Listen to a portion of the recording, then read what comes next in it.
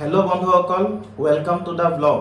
বন্ধুসকল, আজি হৈছে 12 মে ইণ্টাৰনেশ্যনেল নাৰ্ছেছ ডে।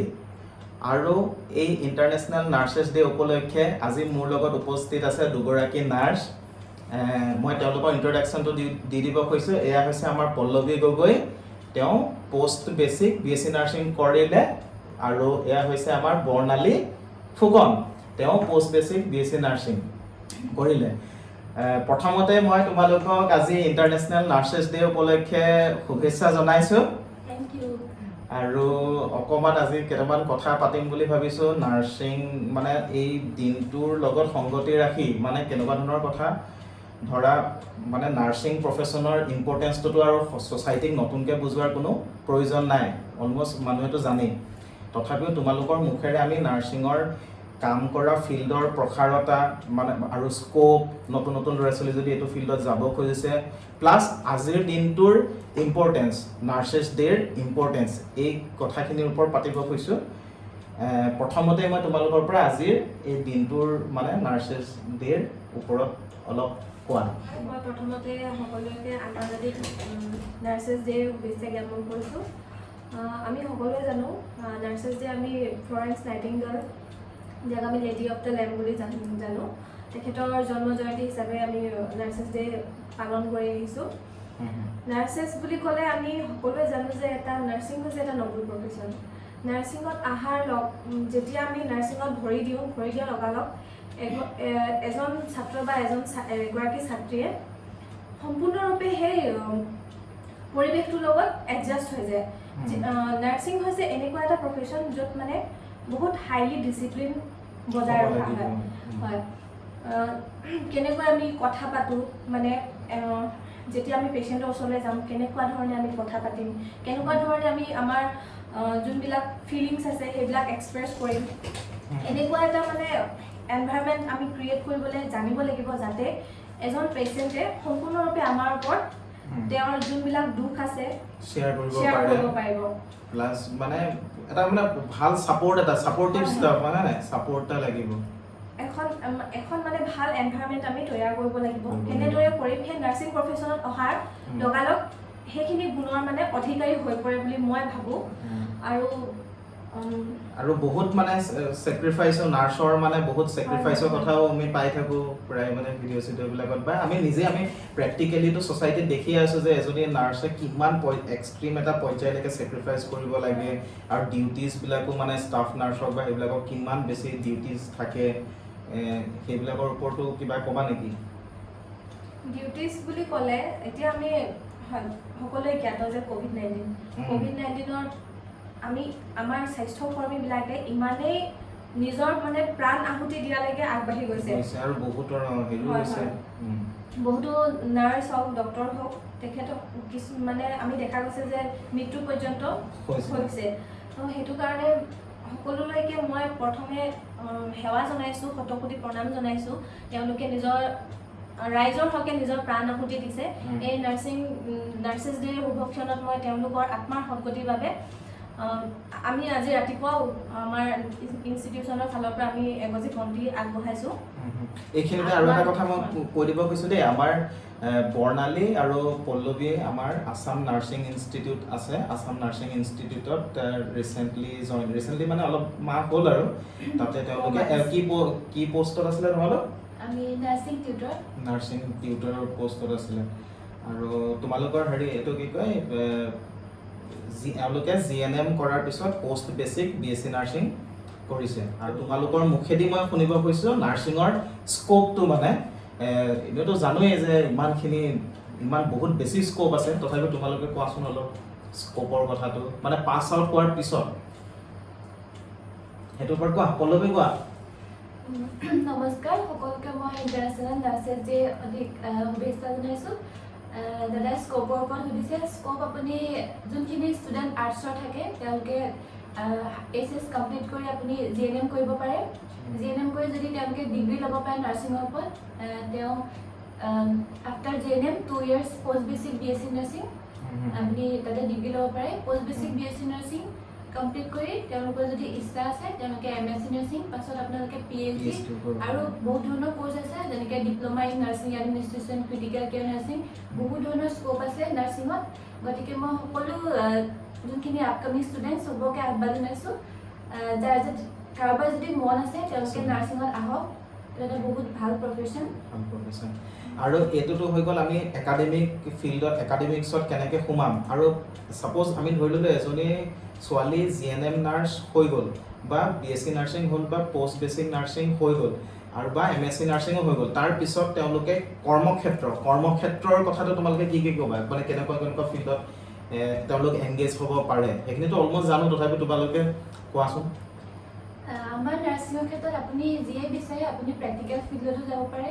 বা আপুনি এডুকেশ্যনেল ফিল্ডতো যাব পাৰে যোনটো স্কুলত বা টিউটৰ লাইন BSc নাৰ্ছিং বা post basic BSc nursing GNM কৰি আপুনি হস্পিটেলত এংগেজ হ'ব পাৰে যদি ইচ্ছা কৰে BSc নাৰ্ছিং মানে ডিগ্ৰী লৈ আপোনালোকে ক্লিনিকেল ইনষ্ট্ৰাক্টৰ বা আপুনি নাৰ্ছিং টিউটৰ আদি পষ্টত আপোনালোকে এংগেজ হ'ব পাৰে তাৰপিছত MSc নাৰ্ছিং কৰাৰ পিছত আপোনালোকে লাহেকৈ লেকচাৰাৰ প্ৰফেছৰ এছিষ্টেণ্ট প্ৰফেছৰ এনেকুৱা ধৰণৰ পষ্টত নিজকে এংগেজ কৰিব পাৰে আৰু বৰ্তমান মানে আমাৰ ষ্টেট গভৰ্ণমেণ্ট বা চেণ্ট্ৰেল গভৰ্ণমেণ্টত নাৰ্ছিঙৰ মানে পোষ্টটো যথেষ্ট ক্ৰিয়েট হৈয়ে আছে হয়নে আৰু প্ৰাইভেট ছেক্টৰটোতো ফিল্ড হস্পিটেলবিলাকতো তোমাৰ যথেষ্ট লৈ আছে নাৰ্ছ লগতে গভৰ্ণমেণ্টৰ এটা DHS বা DME এনেকুৱাতো পোষ্টটো যথেষ্ট ওলাইছে এতিয়া ৰিচেণ্টলি আছাম কেঞ্চাৰ কেয়াৰ ফাউণ্ডেশ্যনৰ আণ্ডাৰত মানে হস্পিটেলছবিলাকতো নাৰ্ছৰ মানে ভাল হেৰি হৈ আছে মানে কোনোবা যদি এইটো ফিল্ডত যায় তেওঁলোকে পিছত মানে ৰজি ৰটিৰ কাৰণে চিন্তা কৰিবলগীয়া পৰিৱেশ কেতিয়াও নহয় ৰিচেণ্ট আপোনাৰ DSSৰ পোষ্ট কালি আজি ৰিজাল্ট হৈছে আৰু NHMতো যথেষ্ট ওলাই থাকে পোষ্ট ওলাই থাকে আৰু মানে গভৰ্ণমেণ্ট ছেক্টৰ হওক প্ৰাইভেট ছেক্টৰ হওক এইখিনি বস্তুত মানে হেৰি কোনোবাই পঢ়াৰ পিছত মানে শিক্ষা কেতিয়াও অথলে নাযায় খালি খুব স্কিল্ড নাৰ্ছ হ'ব লাগে যিটো মানে স্কিল আৰু এইটো এটা মানে বহুত মানে ভাল স্কিলটো বেছি ইম্পৰ্টেণ্ট আৰু সেইটো বস্তু আৰু তোমালোকৰ পৰা অলপ এইটো কথা জানিব খুজিছোঁ যিটো মানে কিছুমান নেচাৰ মানে কোনোবাই সোমালে এটা প্ৰফেশ্যনত কিন্তু তেওঁলোকে সঁচা অৰ্থত ছাকচেছ হ'বলৈ বা মানে তেওঁলোক ভাল নাৰ্ছ হ'বলৈ নাৰ্ছ বহুত হ'ব পাৰে কিন্তু নাৰ্ছৰ ভিতৰত ভাল নাৰ্ছ বুলি ক'বলৈ গ'লে তেওঁলোকে কি বস্তু ত্যাগ কৰিব লাগিব কি ছেক্ৰিফাইচ কি মানে তেওঁলোকৰ নিজৰ কি ডিচিপ্লিন লাগে বুলি তোমালোকে ভাবা এই কুৱেশ্যনটো মই মেইনলি সুধিব কৈছোঁ যিসকল এতিয়া পঢ়ি আছে যিসকলে GNM বা BSc নাৰ্ছিং বিভিন্ন ইনষ্টিটিউটত কৰি আছে তেওঁলোক ষ্টুডেণ্টবিলাকক তোমালোকে কি এডভাইচ দিবা তেওঁলোকৰ কি পাংচুৱেলিটি থকাটো ইম্পৰ্টেণ্ট বুলি ভাবা মোৰ মতে একদম মনৰ পৰা প্ৰফেশ্যনটো ভাল পাব লাগিব যেনেকৈ ভাল নাপায় কোনেও মানে মোৰ ক্ষেত্ৰতো মই ফাৰ্ষ্টতে সঁচা কথা ক'বলৈ গ'লে নিজৰ ইচ্ছা অনুসৰি নাৰ্ছিঙত অহা নাছিলোঁ কিন্তু আহি মই এতিয়া মানে ইমানেই নাৰ্ছিংটো ভাল পাওঁ আজিকালি অকল নাৰ্ছিঙে নহয় গোটেই হেল্থ কেয়াৰ প্ৰফেশ্যনৰ চব প্ৰফেশ্যনে মানে যিহেতু মানৱ সেৱাৰ লগত জড়িত তাতকৈ ডাঙৰ কথা একো হ'বই নোৱাৰে নেক্সট বৰ্ণালী কোৱা আৰু মই ভাবোঁ প্ৰথমতে যোনখিনি ৰুলছ ৰেগুলেশ্যন আছে সেইখিনি সততাৰে পালন কৰি যাব লাগে বহুত ষ্টুডেণ্টক দেখা পোৱা যায় যে কিছুমান মানে ৰুল ৰেগুলেশ্যন আছে যোনটো সিহঁতি গ্ৰহণ কৰি ল'ব নোৱাৰে মানে এনেকুৱা এটা মানে নাৰ্ছিং হৈছে আপোনাৰ ফুল্লি মই আগতে কৈছোঁ ডিচিপ্লিনটো আমি মেইনটেইন কৰি ৰাখিব লাগিব যেতিয়া আমি হস্পিটেল এখনত যাওঁ তেতিয়া আমি মাৰ্জিত পোছাকেৰে সকলোৱে জানে নাৰ্ছিঙৰ ড্ৰেছ শুদ্ধ বগা তো আমাৰ নিজৰ ড্ৰেছটো ভালদৰে এটা পচাৰ লৈ আমি আগবাঢ়ি যাব লাগিব লগতে যোনখিনি আমি এগৰাকী ৰোগীৰ লগত যেতিয়া আমি কথা পাতোঁতে সদায় শান্ত মানে যাতে মানে এনেকুৱা এটা হাঁহি মুখেৰে আৰু এনেকুৱা এটা এনভাইৰনমেণ্ট দিব লাগিব যে চকু বন্ধ কৰি এজন পেচেণ্টে নিজৰ ফিলিংছখিনি আমাৰ আগত এক্সপ্ৰেছ কৰিব পাৰে আমাক বিশ্বাস কৰি ল'ব পাৰে এইজন পেচেণ্টৰ কথা কৈ আমি নেক্সট এজন পেচেণ্টক ক'ম তেওঁৰ যোনখিনি অসুবিধা আছে সেইখিনি অসুবিধা যদি আকৌ বেলেগ এজন পেচেণ্টক নকওঁ সেইখিনি বস্তুৰ ওপৰত আমি সদায় চকু দিব লাগিব আৰু আহিলে সন্মানৰ কথা সদায় আমি যিহেতু প্ৰেক্টিকেলৰ নলেজৰ ওপৰত নাৰ্ছিংটো গঢ় লৈ উঠে সেইটো কাৰণে আমি যোনখিনি শিকি আহিছোঁ আমি নিজৰ ক্ষেত্ৰতে ক'বলৈ যাওঁ যিবিলাক আজি আমি প্ৰেক্টিকেল ফিল্ডত যিমানখিনি আমি শিকিছোঁ আমাৰ টিচাৰ্ছে হয় শিকায় কিন্তু প্ৰতিটো সময়তে টিচাৰ্ছ লাগি থাকিব নোৱাৰে ষ্টুডেণ্টৰ লগত যিখিনি আমি শিকিছোঁ সেইখিনি ছিনিয়ৰ ষ্টাফ হওক, ছিনিয়ৰ আমাৰ ক্লাছৰ ছিনিয়ৰ হওক, তেওঁলোকৰ পৰাই শিকোঁ। সেইটো কাৰণে আমি সদায় ছিনিয়ৰক সন্মান কৰি যাব লাগে। সিহঁতে যি আমাক শিকাই গৈছে, যিখিনি আমাক দিবলৈ বিচাৰে সেইখিনি আমি গ্ৰহণ কৰি ল'ব লাগে। হয়তো আৰু বহুত ক্ষেত্ৰত দেখা পোৱা যায় পেচেণ্টে হওক বা কেতিয়াবা আনৰ পৰা বেয়া কথা শুনিবলৈ পোৱা যায় যে মানে যদি যিমান এটা কথা আছে নহয়, উপকাৰীক অজগৰে খায় বুলি। যিমানে আপুনি ভাল কাম কৰিবলৈ গ'লেও বেয়া পইণ্ট এটা বিচাৰি খুচৰি উলিয়াবই মানুহে। তো সেইখিনি বস্তু কি হয়, কিছুমানে গ্ৰহণ কৰি ল'ব নোৱাৰে। হয় আজি কেতিয়াবা আমাৰ আৰু এনেকুৱা কিছুমান কণ্ডিশ্যন থাকে যেতিয়া মানে ধৰি লওক পেচেণ্ট এজন এডমিট হৈ আছে, বহুত চিৰিয়াছ কণ্ডিশ্যনত আছে।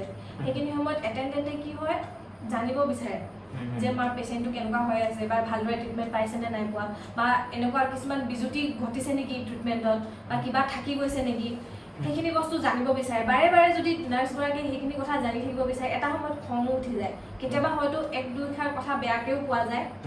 এইখিনিতে এটা কথা কৈছোঁ দেই, এইটো প্ৰায়ে আমাৰ অভিযোগ আছে। আমি যদি ছ'চাইটিত যাওঁ, কিন্তু নাৰ্ছজনীৰ বিহেভিয়াৰৰ ওপৰতে পেচেণ্টজনৰ বহুতখিনি আৰোগ্যতা নিৰ্ভৰ কৰে।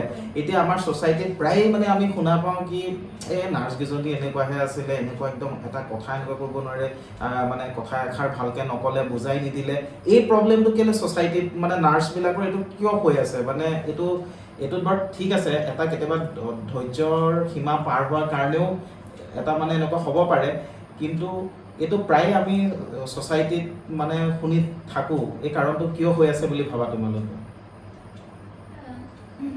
এটা কথা এতিয়াও মানে সমাজত এটা এক্সট্ৰা পইণ্ট, এতিয়াও মানে ছ'চাইটিত বহুতে নাৰ্ছ মানে আপোনাৰ কি হয় অকল বেজি চেলাইন তাতে সীমাবদ্ধ আছে। নাই বেজি চেলাইনটো মই বাদ দিছোঁ, মই একদম টু দি পইণ্ট এটা কথা সুধিছোঁ যে এইটো যে খুব যে আমাৰ এটা মানে ক্লেইম এটা যে মানে খুব যে কৈ থাকে মানুহবিলাকে, এইটো মানে ব্লেম এটা দি থাকে আৰু যে নাৰ্ছবিলাকৰ এনেকুৱা বিহেভিয়াৰটো বৰ ঠিক নাপালোঁ, এই আমুকত গ'লোঁ এনেকুৱাহে, এনেকুৱা কেয়াৰটো এনেকুৱা নাপালোঁ। এই প্ৰব্লেমটো মানে এইটো আচলতে মানে কি কাৰণে এইটো মানে হৈ আছে বুলি ভাবা তোমালোকে? প্ৰতিটো কামৰে এটা ভাল পইণ্টটো থাকে, এটা বেয়া পইণ্টটো থাকে। হয় 100% নাৰ্ছৰ ভিতৰত তাৰে 20% বেয়াও হ'ব পাৰে, একো ডাঙৰ কথা নহয়। কাৰণ মানে আমি যদি এনেই জেনেৰেলি সমাজত চাবলৈ যাওঁ, ভাল কাম কৰাৰ মাজতো বেয়া কাম এখিনিও থাকে বা বেয়া মানুহ এখিনিও থাকে, সেইটো থাকিব পাৰে। সেই বুলি গোটেই প্ৰফেশ্যনটো ব্লেম দিয়াটো মই মানে গ্ৰহণযোগ্য বুলি মই নাভাবোঁ। গতিকে আমি এইটোৱে আশা কৰিম আজি নাৰ্ছেছ ডে দিনা যে যিটো 20 বা 30% মানুহৰ কিছুমান নাৰ্ছৰ এনেকুৱা মিছবিহেভিয়ৰ কাৰণে গোটেই প্ৰফেশ্যনটো হেৰি হৈছে, তেওঁলোকেও যাতে অলপ ছফ্ট হওক। ছফ্ট মানে ডিউটিৰ কেতিয়াবা সংক্ৰান্তত কিছুমান কথা টানকৈ ক'বলগীয়া হ'ব পাৰে, যিহেতু মই এনেকুৱা এটা প্ৰফেশ্যনত আছোঁ, কেতিয়াবা আমাৰো অলপ হৈ যায় আৰু এনেকুৱা কিছুমান চিটুৱেশ্যনত। কিন্তু তথাপিতো নিজক কণ্ট্ৰল কৰি মানৱ সেৱাৰ কাৰণে উৎসৰ্গিত যিহেতু আমাৰ প্ৰফেশ্যন, আমাৰ জীৱনটোৱে, গতিকে সেইটো বেলেঞ্চ কৰি চলাটোৱেই মানে আমি বিচাৰোঁ আৰু সকলোৱে যাতে এইটো কৰক। সকলোৱে দেখিছে যিহেতু গভৰ্ণমেণ্ট হস্পিটেলত মানে শ পেচেণ্ট আৰু আপোনাৰ তথাপিতো এটা যিহেতু আহিছোৱে, এইটো এটা প্ৰথমতে যিহেতু আমি পইণ্টটো ক'লোঁ হৈ যায় আৰু তেনেকুৱা হয় এটা লয়। আৰু আমি প্ৰথম হ'ল কি আমি অপজিট ছাইডটোক আমি কেতিয়াও এইটো নিবিচাৰিম যে অপজিট ছাইডটোক ব্লেম দিয়াতকৈ আমি নিজকে ৰিফৰ্ম কৰিবলৈ বা নিজকে আৰু ধৈৰ্যটো যাতে বঢ়াওঁ, আৰু যাতে আমাৰ সহনশীলতাটো বাঢ়ে, সেইটো আমি নিজৰ ফালৰ পৰাই ট্ৰাই কৰিম অনাগত দিনবিলাকত, নে কি? As a health care worker আমি সকলোবিলাকে সেইটো আমি বিচাৰিম। বাকী আৰু বেছি দীঘল নকৰোঁ, ভিডিঅ'টো বহুত লাম্বা হৈ যাব। এতিয়া শেষত 30 ছেকেণ্ডৰ ভিতৰত তোমালোকে কিবা ক'বা নেকি আজি নাৰ্ছেছ ডে উপলক্ষে? শেষত মই সকলোলৈকে ইণ্টাৰনেশ্যনেল নাৰ্ছেছ ডেৰ আন্তৰিক শুভেচ্ছা জ্ঞাপন কৰিলোঁ। আৰু আগন্তুক দিনবোৰতো যাতে আমি এনেদৰে নাৰ্ছেছ ডে পালন কৰি যাব পাৰোঁ। আৰু ষ্টুডেণ্টবিলাকক এটা কথাই ক'ম যে যিহেতু নাৰ্ছিং প্ৰফেশ্যনটো তোমালোকে চুজ কৰি লৈছাই, নাৰ্ছিং প্ৰফেশ্যনটোত যিহেতু আহিছাই, মই আমাৰ ইনষ্টিটিউশ্যনৰ ষ্টুডেণ্ট বুলি কোৱা নাই, আপকামিং যিমানখিনি ষ্টুডেণ্ট আহিব নাৰ্ছিং প্ৰফেশ্যনটো চুজ কৰিব, তেওঁলোকক মই এটাই অনুৰোধ জনাম যে যিহেতু নাৰ্ছিং প্ৰফেশ্যনটো তোমালোকে গ্ৰহণ কৰি লৈছা, নভেল প্ৰফেশ্যন হিচাপে গ্ৰহণ কৰি আগবাঢ়ি যোৱা। আৰু আমাৰ সমাজত যেনেদৰে এটা মানে এতিয়াও চলি আছে যে নাৰ্ছিং মানে বেজি, সেইটো নহয় তোমালোকে যেতিয়া নাৰ্ছিং প্ৰফেশ্যনটোত সোমাবা তেতিয়া গম পাবা কিমান টান কিমানটা ছাবজেক্ট আমি পঢ়ি পাছ কৰি যাব লাগে এনাটমি ফিজিঅলজিৰ পৰা ষ্টাৰ্ট কৰি অবষ্টেট্ৰিক্স এণ্ড গাইনকলজিলৈকে আমি পঢ়িব লাগিব সেইকাৰণে কৈছোঁ ভালদৰে পঢ়িবা আৰু নিজৰ নিষ্ঠা আৰু সততাৰে নাৰ্ছিং প্ৰফেশ্যনটো আগুৱাই লৈ যাবা বুলি মই আশা কৰিলোঁ থেংক ইউ এতিয়া কোৱা পল্লৱী কোৱা লাষ্ট ফিউ ৱৰ্ডছ লাষ্ট পুনৰ সকলোলৈকে ইণ্টাৰনেশ্যনেল নাৰ্ছেছ ডে শুভেচ্ছা জনাইছোঁ আৰু আজি আমাৰ দিনটো বহুত ভালকৈ ষ্টাৰ্ট হৈছে ৰাতিপুৱাই আমি দেওৰ নাম হৈ গৈছোঁ তাতে চাকি তাকি দি আহিছোঁ আৰু গোটেই দিনটো আমি ভালকৈ চেলিব্ৰেট কৰিলোঁ আৰু লাষ্টত আপোনাক অশেষ ধন্যবাদ আমাক এনেকৈ অলপ চান্স দিয়াৰ বাবে কিবা কথা ক'বলৈ thank you so' much thank you so' ভিডিঅ'টো ইমানতে শেষ কৰিছোঁ আশা কৰিছোঁ আপোনালোকে যিকেইটা কেইটামান পইণ্টছ হ'লেও আপোনাক যি ক'ব খুজিছিলে আপোনালোকে অলপ হ'লেও বুজি পালে আৰু এইখিনি টপিক ইমান কম টাইমৰ ভিতৰত শেষ কৰাটো পচিবল নহয় গতিকে আমি কেতিয়াবা এনেকুৱা ৰিলেটেড হেল্থ ৰিলেটেড বা এনেকুৱা নাৰ্ছিং প্ৰফেশ্যন ৰিলেটেড কিবা টপিক থাকিলে আকৌ এবাৰ লগ পাম গতিকে আজিলৈ ইমানেই আৰু এটা কথা আমিও এতিয়া শিকি আহিছোঁ আমি এটা মানে ষ্টুডেণ্ট বুলিয়ে ক'ব লাগিব আমাকো আশীৰ্বাদ দিব সকলোৱে আমি তেওঁলোকৰ ফ্ৰেছাৰ্ছ সকলো আৰু শিকাৰ কোনো বয়স নাই শিকাৰ কোনো হেৰি নাই আৰু যাতে সফল হ'ব পাৰোঁ ঠিক আছে তেতিয়াহ'লে আজিলৈ ভিডিঅ'টো ইমানেই আকৌ নেক্সট আমি নতুন ভিডিঅ'তে আপোনালোকক লগ পাম থেংক ইউ